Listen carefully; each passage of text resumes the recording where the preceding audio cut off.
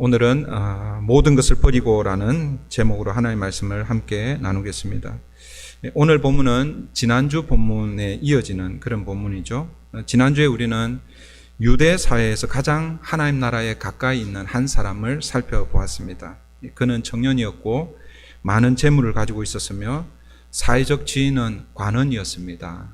거기에다가 종교심이 있어서 또 종교적으로는 율법을 행하는데 흠이 없을 정도로 자기 스스로 나는 율법을 다 지켰습니다라고 할 정도로 완벽한 사람, 한 사람을 우리가 보았습니다. 그런데 그가 예수님께 나와서 영생을 얻는 방법을 구했을 때 예수님께서 그에게 요구하신 것이 한 가지가 있는데, 너에게 한 가지 부족한 것이 있다. 내가 가진 모든 소유를 팔아서 가난한 자들에게 나누어 주고 그리고 너는 내게 와서 나를 따르라 라고 그렇게 말씀하셨죠. 이 젊은 부자 청년은 이 예수님의 부르심, 이 요청에 얼굴에 슬픈 기색을 띠고 근심하며 예수님의 부르심을 거절하고 돌아갑니다. 그때 예수님께서 제자들에게 이렇게 말씀하셨죠. 부자가 하나님 나라에 들어가기가 매우 어렵다. 그러면서 한 비유를 우리에게 들려주셨죠. 낙타가 바늘 길을 통과하는 것, 낙타가 바늘 길을 나가는 것이 부자가 하나님 나라에 들어가는 것보다 쉽다라고 그렇게 말씀하셨습니다. 여러분, 이 소리를 들은 제자들은 사실 충격에 빠졌습니다. 그래서 서로에게 그렇게 질문하잖아요. 그러면 누가 하나님 나라에 들어가는가? 아니, 우리가 생각하기로 가장 하나님 나라에 가까이 있다라고 생각하는 이 유대 청년, 부자 청년, 이 청년이 하나님 나라에 들어가지 못한다면 그러면 도대체 누가 하나님 나라에 들어갈 수 있는가? 그런 생각을 하고 있는 그들에게 예수님께서 대답하십니다. 사람으로서는 할 수 없어도 하나님은 다 하실 수 있다. 영생, 즉 하나님 나라에 들어가는 것, 여러분 계속해서 우리가 보고 있는 이 말씀, 마가복음의 제2막 갈릴리에서 예루살렘으로 올라가는, 특별히 예수님께서 제자들을 어떻게 보면 제자도를 인텐시브하게 집중적으로 가리키는 이 여정 가운데서 결혼과 이혼의 문제를 통해서 하나님 절대 우리와 이혼하시지 않겠다. 우리는 뭐예요? 하나님보다 더 사랑하는 것들이 있죠. 그게 결국 뭐예요? 우상이라고 그랬습니다. 그 우상 숭배는요, 영적 간음입니다. 영적 간음은 뭡니까? 이혼의 뭐예요? 빌미가 되죠. 그래서 하나님께서 이혼 정서를 써서 우리에게 이혼 통보를 해주셔도 됩니다. 그런데 하나님은 우리에게 이혼하시지 않으시겠다는 것이죠. 이혼하지 말라라는 것은 하나님이 이혼하지 않겠다라는, 그러니까 하나님 나라의 관계로 그렇게 우리가 이혼의 문제를 다루었고, 그 다음에 어린 아이와 또 하나님 나라, 어린아이의 그 순수하고 천진무궁한 뭐 그런 모습을 가진 자가 하나님 나라에 간다는 게 아니죠. 여기서 어린아이는 갓난 아이, 태어난 지 얼마 되지 않은, 그래서 누군가의 도움이 절대적으로 필요한 아이, 누군가의 도움이 없으면 살아갈 수 없는 그런 아이, 그런 아이가 뭐예요? 절대적으로 하나님의 도우심을 받을 때에, 그때 그 어린 아이와 같은 그들이 하나님의 나라가 그들의 것이다 라고 그렇게 말씀드렸고, 그다음 부자와 하나님 나라의 관계를 통해서도 마찬가지죠. 계속해서 일련의 이 말씀들은요, 하나님의 나라는 우리의 인간의 힘으로는 들어갈 수 없다라는 것을 예수님 계속해서 강조해서 말씀하시는 거예요. 영생, 하나님의 나라에 들어가는 것은 전적으로 하나님께 달려 있다라는 그런 말씀이라는 것이죠. 오늘 본문은 지난주 본문 이어서 계속해서 이어지는 본문입니다. 아까도 제가 말씀드렸지만 이 사건 이후에 제자들이 순간적으로 혼란에 빠졌을 것입니다. 우리가 말하는 소위 멘붕에 빠졌을 거예요. 하나님 나라에 가장 가깝다고 생각한 이 부자 청년도 하나님 나라에 들어갈 수 없다면 누가 과연 하나님 나라에 들어갈 수 있는가? 그런데 여러분, 제자들이 시간이 지나면서 가만히 생각해 보니까 부자 청년과 자신들을 이렇게 비교해 보니까 좀 자신감이 생기는 거예요. 제자들이 어떤 자신감이 생깁니까? 부자 청년은 모든 재물을 다 팔아서 나를 따르라, 우리 제자들처럼 제자들 속에 들어와서 나를 따르라 이렇게 요청했을 때 제자들은 어떻게 합니까? 이 부자 청년은 어떻게 합니까? 근심 띤 얼굴을 가지고 떠나가 버렸잖아요. 그런데 지금 현재 제자들은 어떻습니까? 우리가 이 마가복음을 살펴보고 있을 때에 제일 먼저 베드로와 안드레를 불렀고, 그 다음에 야고보, 요한을 불렀고, 그 다음에 또 마태를, 그 세리 마태를 불렀잖아요. 그 외에 나머지 제자들은 직접적으로 이렇게 부른 모습은 없지만, 그러나 12명, 아마 마가복음 3장에 가보면 무리 중에서, 여기서 이 무리라는 것은 예수님을 열심히 따르는 무리. 그러니까 그 불특정 다수의 무리가 아닙니다. 예수님을 열심히 따르고 있는 그 무리 가운데서 예수님께서 특별히 12명을 선택해서 그렇게 세웠습니다. 그리고 지금 그 제자들이 예수님을 어떻게 하고 있습니까? 따르고 있는 거예요. 그러니까 자기들이 생각해 보니까, 아니, 이 부자 청년과 자기들을 비교해 보니까 그들은 뭐예요? 이 제자들은 모든 것을 다 버리고 주님을 따르고 있잖아요. 그래서 오늘 본문에 베드로는 예수님께 뭐라고 질문합니까? 사실 질문처럼 보이진 않지만, 여러분, 이 오늘 본문과 병행 본문인 마태복음을 보면 질문으로 그렇게 되어 있습니다. 어쨌든 여러분 28절 한번 보세요. 베드로가 예수님께 이렇게 말합니다. 베드로가 여짜와 이르되 보소서. 여러분, 보소서 할 때 어떤 의미가 있겠어요? 예수님, 지금 베드로가 얘기하지만 우리를 보소서 그러잖아요. 그렇죠? 그러니까 나를 보소서가 아니라 베드로를 포함한 우리입니다. 그러니까 사실은 이 보소서 이 의미에는요, 예수님, 우리는 저 부자 청년하고 좀 다르죠? 이런 의미. 그 전까지는 부자가 하나님 나라에 들어가지 못한다는 이 말씀 앞에서, 그러면 도대체 누가 하나님 나라에 들어갈 수 있는가? 어쩌면은 좀 실망하고 그런 가운데, 당황스러운 그런 가운데서 이제는 뭐예요? 눈이 번쩍 뜬 거예요. 그러면서 이렇게 얘기하는 거예요. 우리가 모든 것을 버리고 주를 따랐나이다. 여러분, 이 베드로의 이 말이 어떤 의미인지 좀 이해가 되십니까? 그 뉘앙스를 좀 읽을 수 있겠습니까? 병행 본문인 마태복음 19장은요, 이 말씀을 이렇게 소개하고 있습니다. 이에 베드로가 대답하여 이르되 보소서, 우리가 모든 것을 버리고 주를 따라싸운데 그런즉 우리가 무엇을 얻으리까? 이해가 되시죠?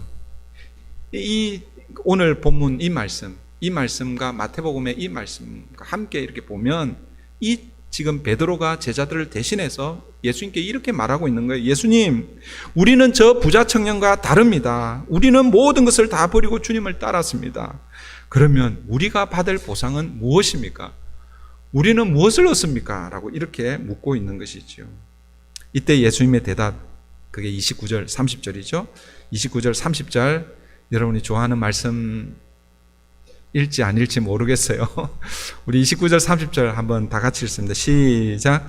예수께서 이르시되 내가 진실로 너에게 이르노니 나와 복음을 위하여 집이나 형제나 자매나 어머니나 아버지나 자식이나 전토를 벌인 자는 현세에 있어 집과 형제와 자매와 어머니와 자식과 전토를 100배나 받되 박해를 겸하여 받고 내세 영생을 받지 못할 자가 없느니라.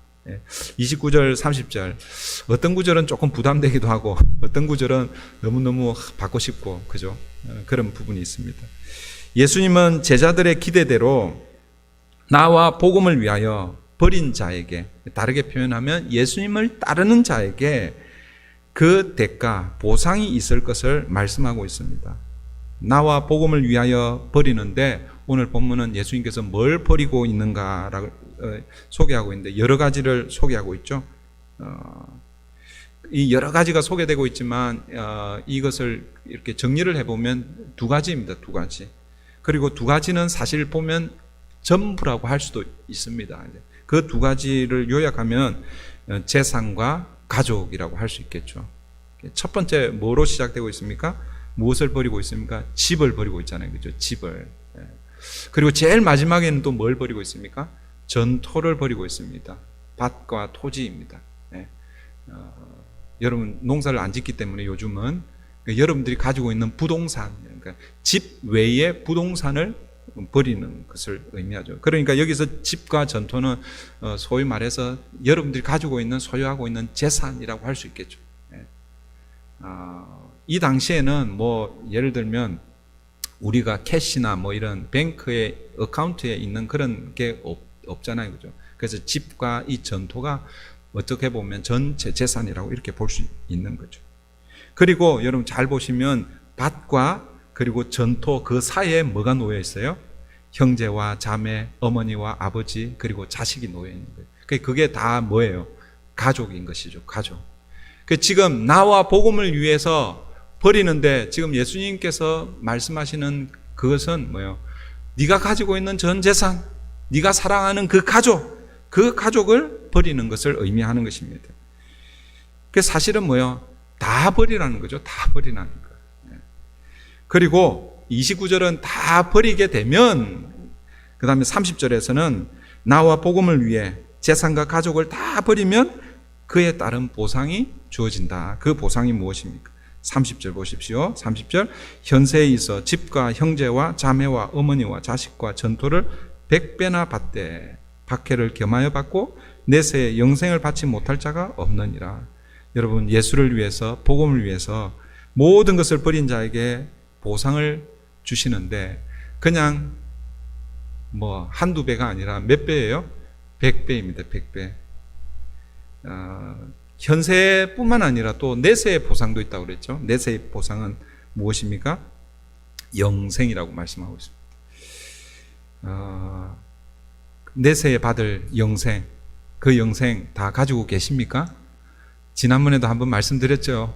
이 영생은 내가 죽으면 받는 게 아니라고 그랬어요.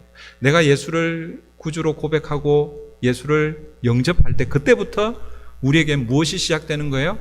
영원한 생명이 시작되는 거예요.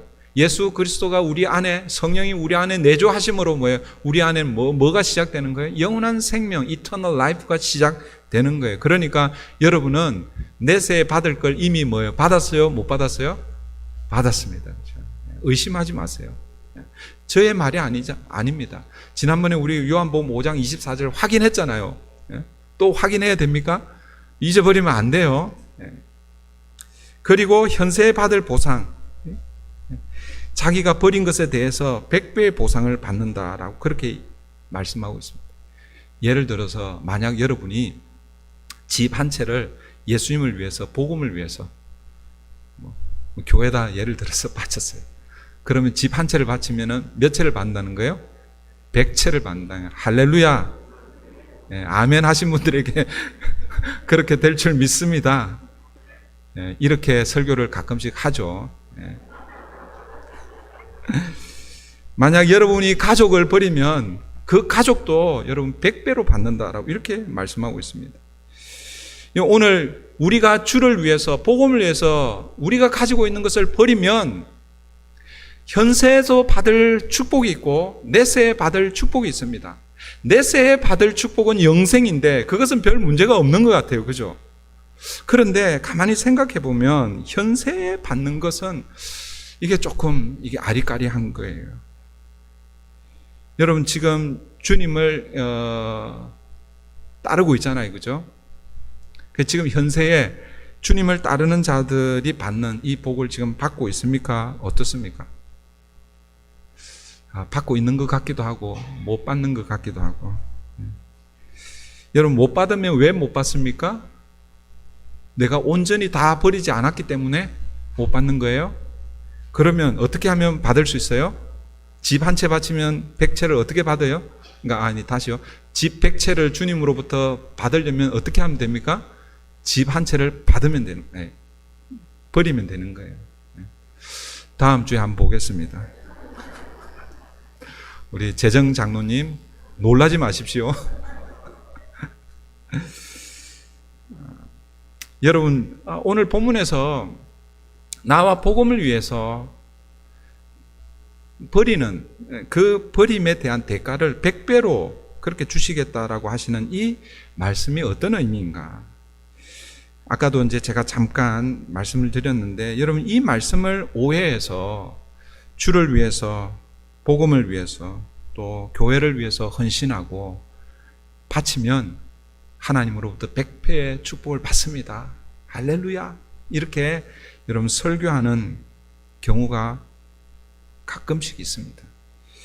그리고 실제로 많은 분들이 그렇게 헌신하신 분들이 있습니다. 제가 이전교회, 이전교회라고 그러면 꼭 여기서 아닙니다. 제가 지금까지 5교회를 거쳐왔고, 우리 브릿지교회 6번째 교회인데, 이전교회에서 그런 분 말씀하시는 걸 제가 들어보았어요. 자기 집을 팔아서 건축할 때 건축원금으로 그렇게 드렸던 분을 직접 그렇게 말씀하시는 것을 들었습니다. 여러분, 저는 그렇게 헌신하는 분들의 그 믿음을 폄하하려는 그런 의도는 없습니다. 사실 그분들의 그 믿음은 정말 귀한 것이죠. 사실 우리가 따라하기가 사실은 쉽지 않은 그런 믿음입니다.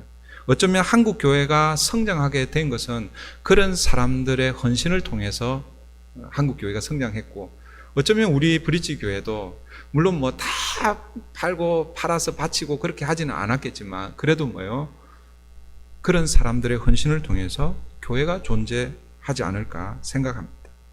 그러나 여기서 오늘 본문에서 우리가 주님을 위해서 우리가 가지고 있는 모든 재산을 다 버릴 때에 하나님께서 100배로 보상해 주신다라는 것은 집 한 채를 바치면 100채를 주신다, 그런 의미가 아니라는 거예요. 그러면 오늘 본문의 이 의미는 어떤 의미일까? 먼저 여러분, 가족을 한번 생각해 보십시다. 가족. 여러분, 예수님께서 가족에 대한 정의를 새롭게 내려주신 것을 여러분 기억하시는지 모르겠어요. 마가복음 3장인데요. 마가복음 3장 31절부터 35절입니다.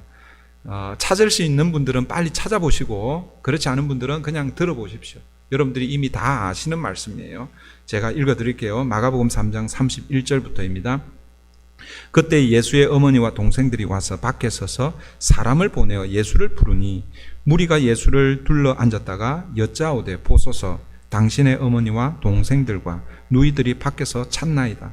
대답하시되 누가 내 어머니이며 동생들이냐 하시고, 둘러앉은 자들을 보시며 이르시되 내 어머니와 내 동생들을 보라. 누구든지 하나님의 뜻대로 행하는 자가 내 형제요 자매요 어머니이니라.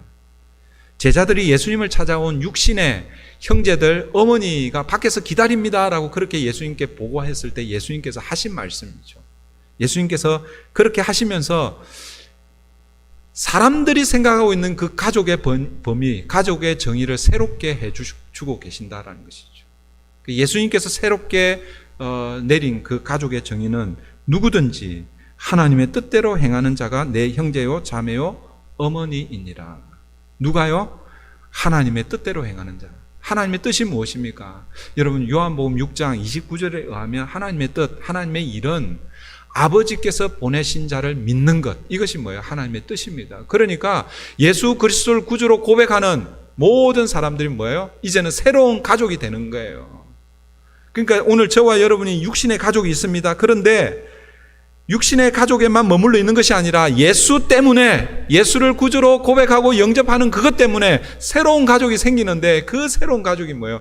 100배로 생겨나는 거예요. 이 100배라는 것은 문자적으로 100배라는 그런 의미가 아니라 우리가 생각할 수 없는 그런 그 가족이 새롭게 생긴다라는 그런 의미라는 것이죠. 사랑하는 성도 여러분, 우리가 주를 위해, 복음을 위해 헌신하고 얻게 되는 새로운 가족, 100배의 가족, 그것이 바로 뭐예요? 영적 가족, 바로 교회라는 것입니다. 여러분, 교회를 사랑해야 하는 이유가 바로 여기에 있는 것이에요. 그런데 여러분, 이 가족에 대한 이 복을 주시는데, 이 가족에 대한 복을 주시는 29절과 30절 이 말씀을 좀 유념히 이렇게 보시면 빠져 있는 게 있어요. 29절은 있는데 30절에 없는 게 있어요. 뭐가 빠져 있어요? 한번 잘 보세요. 29절에는 있는데 30절에는 없는 게 있어요. 무엇입니까? 아버지가 빠져 있죠. 그죠? 이 성경을 기록하는 사람이, 우리는 다 뭐예요? 이게 원본이 아니라, 그 사본이고, 그리고 사본을 번역해서 우리가 쓰고 있는 것은 번역본입니다. 그래서 아마 원본을 필사할 때 실수해서 빠뜨렸나 이렇게 생각할 수도 있는데, 그 성경학자들은 아마도 영적 가족, 예수 그리스도를 구주로 고백하고 새롭게 시작되는 영적 가족에서 아버지가 빠져 있는 것은 그 아버지가 누구라는 것입니까? 육신의 아버지가 아니라 뭐예요? 하나님, 하늘 아버지라는, 그 하나님이 뭐예요? 이제 우리의 아버지가 되신다라고 그렇게 해석하기도 합니다. 뭐 정확하게 맞는지 안 맞는지 여러분들이 그냥 그거는 뭐 그냥 이거는 그냥 필사하는 사람이 빠뜨린 거다 뭐 이렇게 이해하셔도 되고, 영적으로 이렇게 이해하셔도 됩니다. 그러나 여러분, 중요한 것 기억하셔야 되는 것, 아버지가 빠지고 아버지가 뭐 하나님이고, 그거보다도 더 중요한 것은 예수 그리스도를 통해서 우리는 새로운 가족, 하나님, 그러니까 하늘 가족, 영적 가족을 우리가 가지게 되었다는 것, 이것을 여러분 기억해야 합니다. 그리고 육신의 가족 이상으로 영적 가족이 된 이 영적 가족을 통해서 뭐예요? 하나님의 은혜를 공급받는다라는 것을 여러분 잊으면 안 되는 거예요. 여러분, 여러분의 육신의 가족이 이렇게 있을 때에 그 가족 안에서 뭐예요? 모든 것들이 다 공급되잖아요. 물론 이제 자녀가 장성해서 결혼해서 출가하면 다르지만, 그러나 출가하지 않을 때에 여러분 엄마 아빠와 그리고 자녀들이 있을 때에는 그 가족 안에서 뭐예요? 모든 것이 다 뭐예요? 공급이 되는 거예요. 물론 거기에는 뭐 아픔도 있을 수 있고 뭐 분쟁도 있고 뭐 다툼도 있고 그러지만 어쨌든 그 가족 안에서 그런 일들이 일어나는 거예요. 마찬가지로 여러분, 영적 가족이 되면 이 영적 가족 안에서 뭐예요? 하나님이 공급하시는 그 공급을 여러분 받아야 되는 거예요.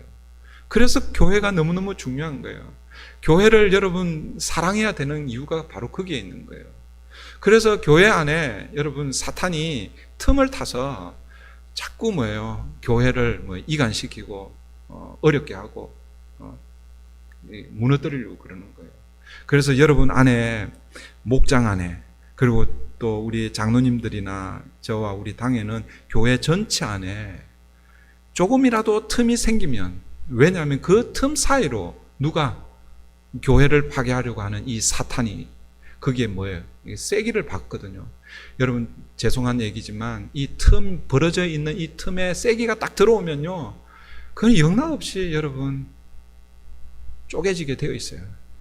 그러니까 그 틈이 보일 때마다 어떻게 해야 되는 거예요? 우리는 그 틈을 계속해서 메꿔야 되는 거예요.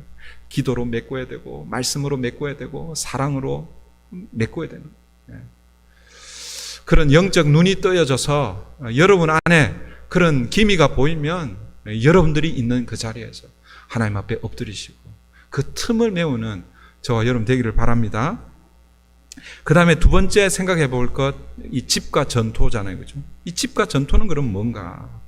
여러분, 이것도 우리가 살고 있는 이 집, 우리가 이 집을 바치면 우리의 집의 평수가 넓어진다거나 아니면 집 한 채를 바치면 100채가 된다, 이런 의미가 아니라는 것 여러분들이 이해하시겠죠? 그런 의미가 아닙니다.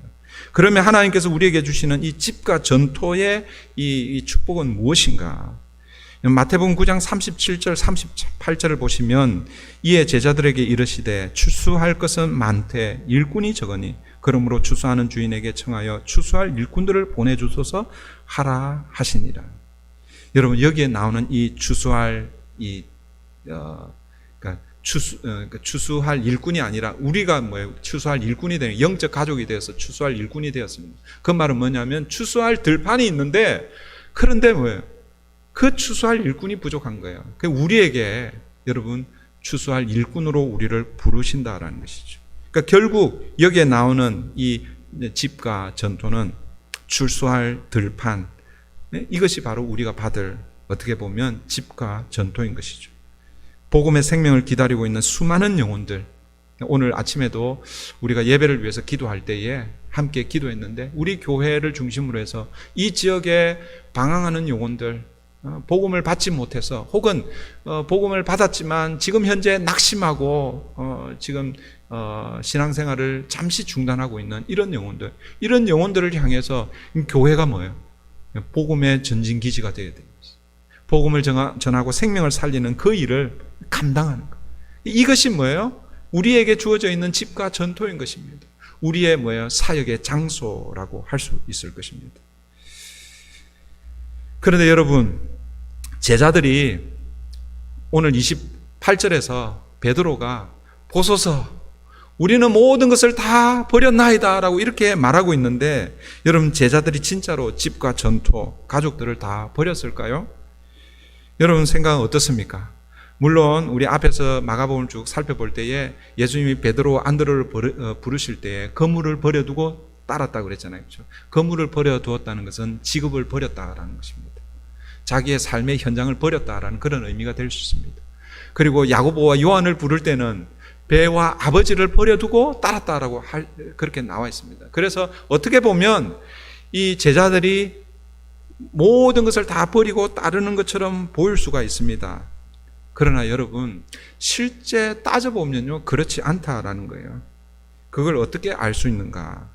제자들이 버렸다고 하는 그 이면에 어떤 마음이 있냐라는 거예요. 다시 28절을 보시면 베드로가 이렇게 말하죠. 여자와 이르되 보소서 우리가 모든 것을 버리고 주를 따랐나이다. 이 말의 의미는 어떤 의미가 담겨 있다고 그랬습니까? 우리는 주님을 위해서 모든 것을 다 버렸는데 그러면 이제 우리는 그 보상으로 무엇을 받습니까? 라는 이런 마음이 여기에 담겨 있다고 그랬잖아요. 그죠? 그러니까 여러분 잘 생각해 보면 겉으로는 뭔가를 버린 것처럼 보이는데 뭘 기대하고 지금 버리고 있는 거예요? 그러니까 예수님으로부터, 아니 하나님으로부터 올 것을, 더 큰 것을 기대하고 버리는 거예요. 그러면 이건 버린 거예요? 아니면 다른 어떤 것을 선택한 거예요? 헷갈립니까? 이해가 잘 안 됩니까? 겉으로는 버린 것처럼 보이지만 그러나 제자들은 더 큰 것을 기대하고 있다는 것이죠. 그러니까 버렸다기보다는 더 큰 것을 선택했다라고 그렇게 말할 수 있을 것입니다. 여러분 이런 마음을 가지고 있었기 때문에 여러분 지금 제자들이 예수님을 따라가고 가면서도 계속해서 그들 마음속에 뭐가 일어나는 거예요?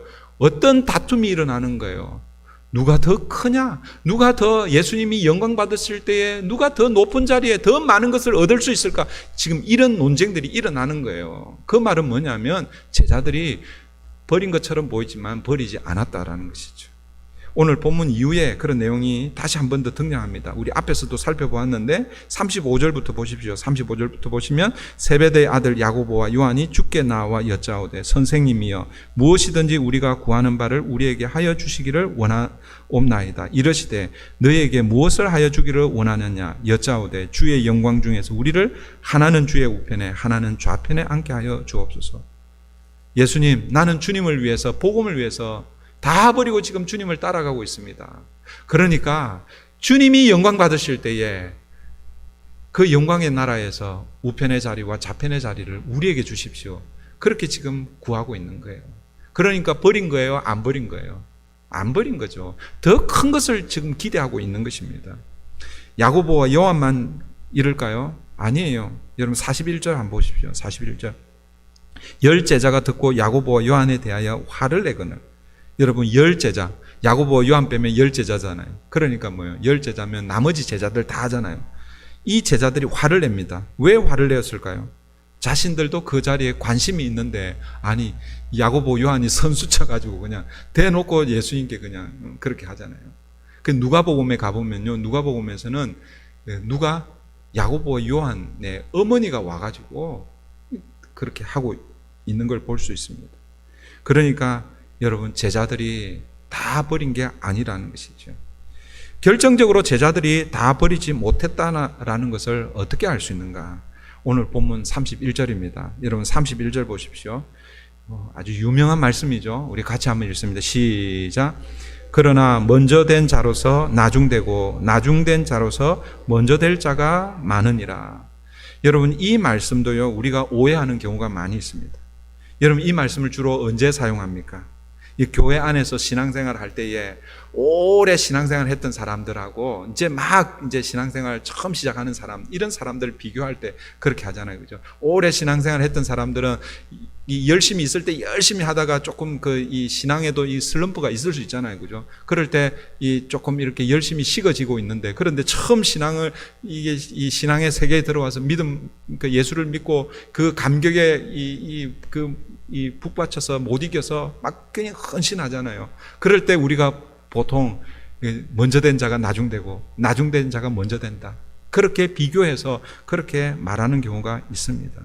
그런데 여러분, 오늘 이 본문, 먼저 된 자가 나중되고 나중된 자가 먼저 된다라는 이 말씀은 여러분, 누가 더 열심히 신앙생활하고 뭐 또 신앙이 열심히 빠져가지고 뭐 이런 그 신앙의 우위를 가르기 위해서 주신 말씀이 아닙니다.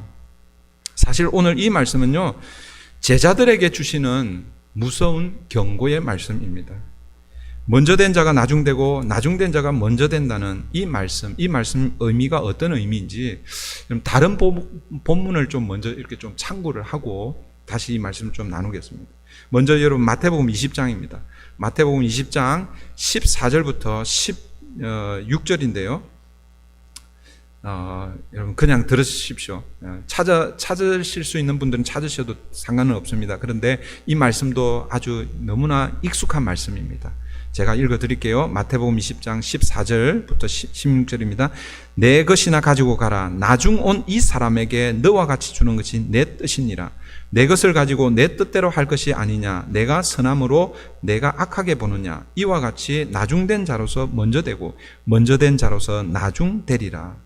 여러분, 이 말씀은 언제 주어진 말씀이냐면 예수님께서 포도원 비유를 하시면서 포도원 품꾼의 비유의 말씀의 결론의 말씀입니다.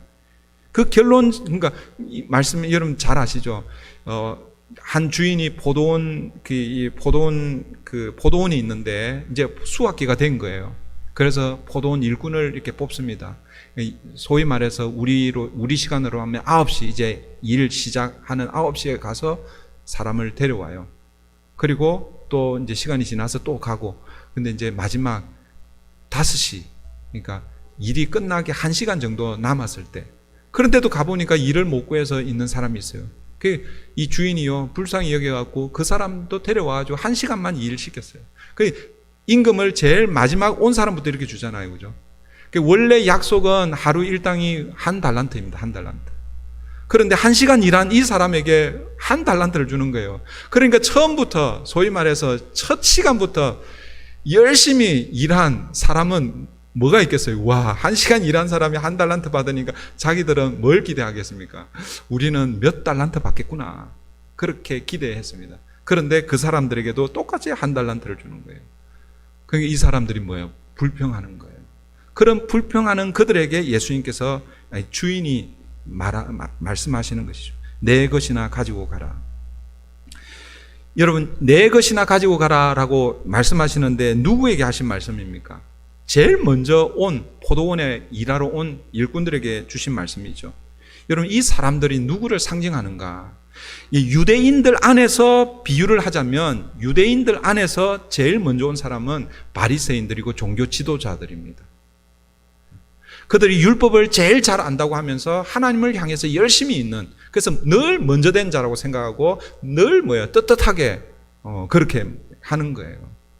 유대인들 안에서 생각해 보면 그런 사람들이 먼저 된 자들이라고 할 수 있겠죠.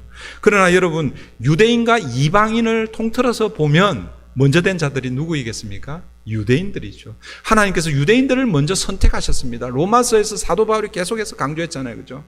유대인의 그 구원의 문제를 다룰 때에 유대인들을 하나님께서 먼저 선택하시고 율법을 주시고 말씀을 주셨습니다. 그런데 뭐예요? 유대인들이 어떻게 합니까? 그 말씀의 핵심 대신 예수 메시아가 오셨는데 그 메시아를 거절해 버렸어요. 그들이 뭐예요? 은혜의 자리에서 밀려나고, 누가? 이방인들이 율법을 따르지도 않았는데 믿음을 따라 이 이방인들이 뭐예요? 먼저 된 자가 되어버린 거예요. 여기서 여러분, 내 것이나 가지고 가라라는 이 말씀은 어떤 의미냐면요, 내 포도원에서 나가라라는 그런 의미입니다. 포도원이 상징하는 것이 무엇이냐면 바로 하나님의 나라입니다. 그러니까 먼저 된 자가 나중되고 나중된 자가 먼저 된다라는 것은 여러분, 교회 안에서 하나님 나라에서 열심히 일하다가 이제 슬럼프에 빠져가지고 아이고 나 좀 쉬어야 되겠다, 그렇게 해서 나중되고 꼴찌가 되고, 이제 늦게 들어와서 열심히 일하면서 그 사람이 먼저 되고, 그런 차원이 아니라는 거예요. 먼저 된 자가 나중된다라는 것은 하나님의 선택을 받았지만 그가 뭐예요? 자신의 의를 드러내므로 하나님의 구원에서 멀어진 사람들을 가리킨다라고 그렇게 말하는 것이죠. 여러분 한 군데만 더 보겠습니다. 누가복음 13장 28절부터 30절입니다. 누가복음 13장 28절부터 30절. 너희가 아브라함과 이삭과 야곱과 모든 선지자는 하나님 나라에 있고 오직 너희는, 여기서 너희는 누구겠어요? 바리새인들을 가리키는 거죠. 너희는 밖에 쫓겨난 것을 볼 때에 거기서 슬피 울며 이를 갈리라. 사람들이 동서남북으로부터 와서 하나님의 나라의 잔치에 참여하려니, 동서남북에서 참여한다는 것은 이방인들이 참여한다는 거죠. 여기서 이 너희는 아까 제가 바리새인들이라고 하는데 바리새인들뿐만 아니라 사실은 예수 그리스도를 거절하는 유대인들을 가리키는 거예요. 그런데 그들은 뭐예요? 하나님의 나라에서 밖에 쫓겨나서 이를 갈고 슬피하고 있는데, 그런데 사람들이, 여기서 사람들은 이방인들을 가리키는 거예요. 동서남북에서 몰려올 그 이방인들이 하나님 나라 잔치에 참여하리니 보라, 나중된 자로서 먼저 될 자도 있고 먼저 된 자로서 나중될 자도 있느니라. 누가복음은요, 먼저 된 자와 나중된 자가 어떤 의미인지 더 분명하게 말씀하고 있죠. 하나님 나라를 기준으로 해서 먼저 된 자가 있는데, 그런데 그 먼저 된 자 중에서 쫓겨날 자가 있다라는 거예요. 하나님의 나라를 유업으로 받지 못할 사람들이 있다라는 거예요. 그러나 나중된 자가 뭐예요? 그 영광의 나라, 하나님 나라 상속받을, 그 하나님 나라 잔치에 참여할 것이다 라고 그렇게 말씀하고 있습니다. 그러므로 여러분, 먼저 된 자가 나중되고 나중된 자가 먼저 된다는 것, 이것은요, 우리가 신앙생활 하다가 열심을 낼 때 혹은 열심이 떨어져서 그것을 비교하는 그 비교의 대상이 아닙니다, 여러분.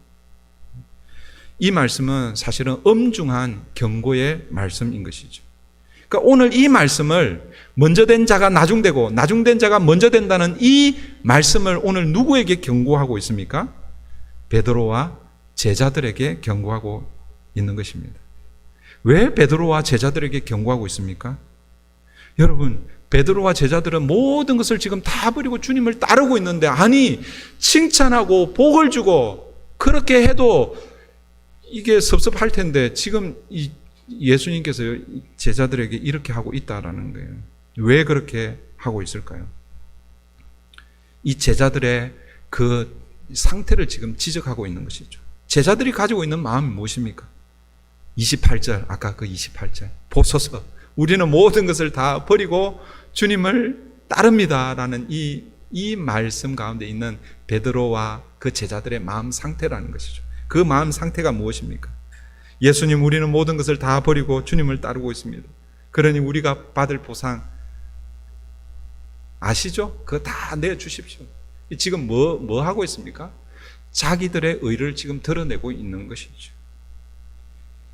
그렇게 말하고 있는 그들을 향해서 지금 주님이 먼저 된 자들이라고 그렇게 말씀하시는 것이죠. 그런 제자들에게 예수님은 지금 경고하고 있는 것입니다. 그러니 제자들이 지금 현재 다 버리고 예수님을 따르고 있습니까? 아니면 버린 것처럼 보이지만 실제는 그렇지 않은 것.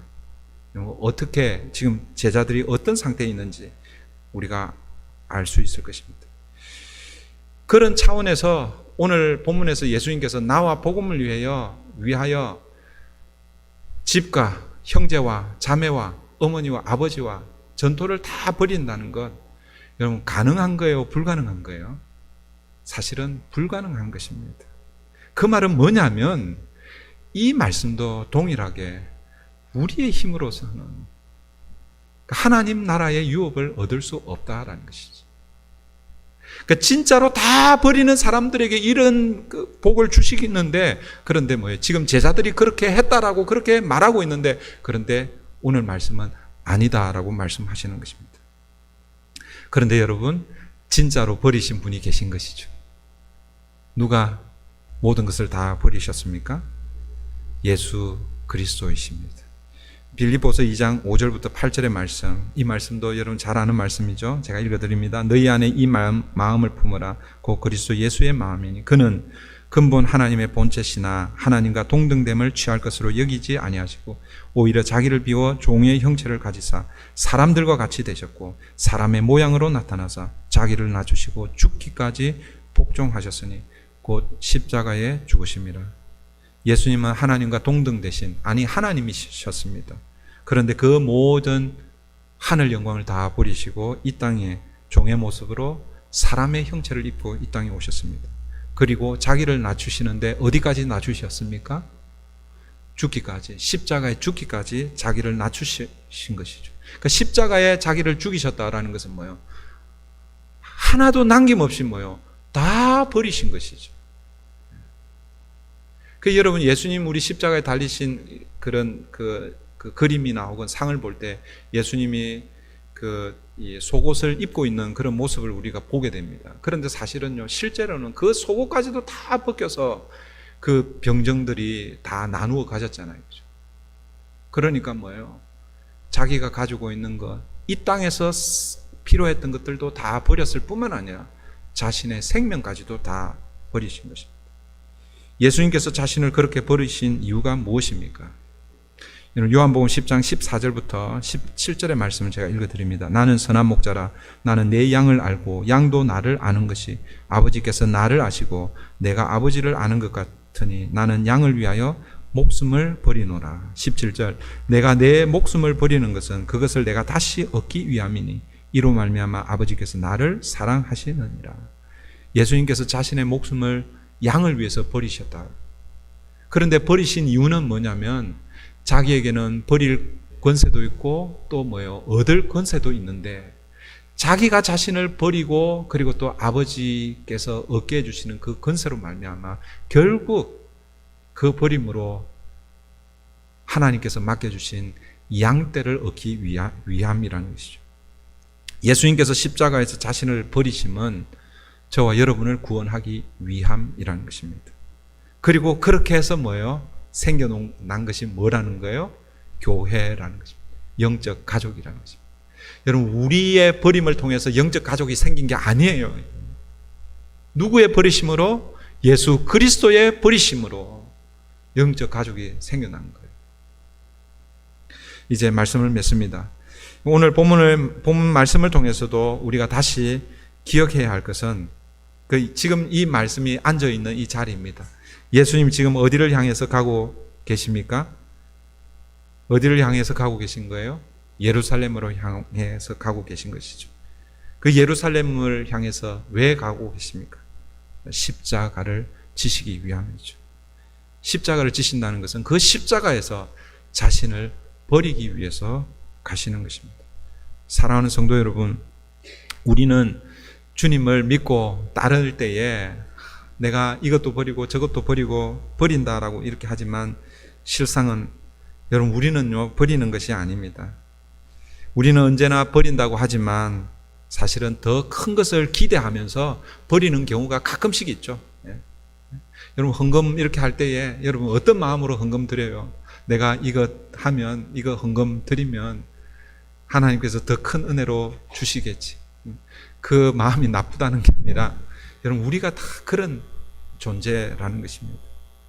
사실 우리는 버린다고 하지만 어떻게 보면 신용만 하는 것입니다. 그런데 우리에게 소망이 있는 것, 그것은 우리를 위해서 진짜 다 버리신 분이 계시다라는 것이죠.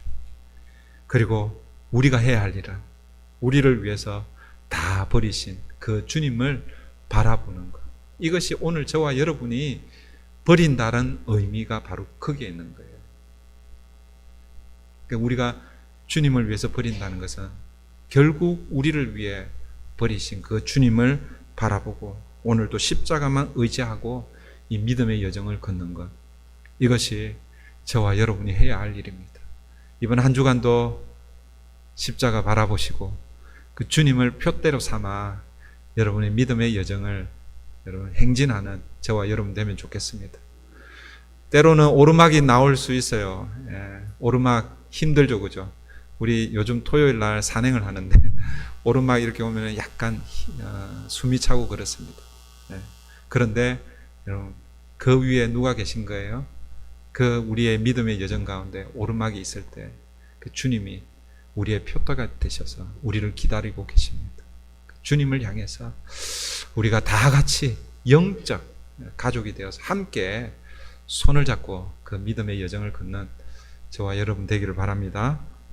시간 우리 함께 말씀을 붙들고 같이 기도하십시다. 베드로가 자신 있게 보소서 우리는 다 주님을 위해서 버렸습니다. 그렇게 자랑스럽게 이야기했는데, 그런데 실제 그 제자들의 마음을 보니까 더 큰 것을 기대하면서 그렇게 예수님을 따르고 있습니다. 이게 제자들만의 모습이 아니라 사실은 우리의 모습이죠. 우리가 열심히 예수님을 믿고 섬기고 헌신하고 봉사하고 하지만, 그러나 우리 마음 한켠에는 내가 이렇게 하면 하나님께서 이보다 더 큰 은혜를 주실 거야, 이런 마음, 기대를 가지고 그렇게 합니다. 물론 그것이 나쁜 것은 아니지만, 그러나 그것이 정답은 아닙니다. 그 말은 뭐냐면, 우리는 버린다고 하지만 사실은 우리는 버릴 수가 없습니다. 만약에 우리가 버릴 수 있다고 하면 그것은 우리의 행위입니다. 우리의 의로 하나님 나라를 얻으려고 하는 것입니다. 그래서 일찌감치 여러분 포기하십시다. 우리를 위해서 버려주신 분이 계신데 그분이 바로 주님이십니다. 오늘도 그 주님 바라보고 영적 가족을 우리 함께 돌보는, 그러니까 영적 가족이 필요가 있으면요, 그때 이제 조금 버릴 수 있는 거예요. 그때 주님 주시는 마음으로 여러분 함께 나누고. 그래서 여러분, 제가 오늘 말씀을 더 하진 않았는데, 그 영적 가족의 가장 롤 모델이 초대교회입니다. 초대교회. 사도행전 2장 마지막 부분에 나오는 그 초대교회의 모습, 그리고 실제 4장에 가보면 정말 유무상통하는 그런 모습. 그런데 그 이후에 그런 모델이 나오질 않습니다. 왜냐하면 우리의 연약함 때문이죠. 이 일은 하나님의 나라가 임할 때에 이루어질 줄 믿습니다. 그러나 우리는 흉내만 내는 거예요. 흉내만. 예수님 십자가 붙들고 흉내라도 내는 것입니다. 이 시간 하나님, 우리는 다 버린다 하지만은 다 버리지 못하는 우리의 마음을 아시죠. 그래서 오늘도 주님 필요합니다. 주님을 붙들겠습니다. 주님을 붙들고 십자가를 붙들고 믿음의 여정을 길을 걷겠습니다. 우리 이 시간 함께 기도하십시다.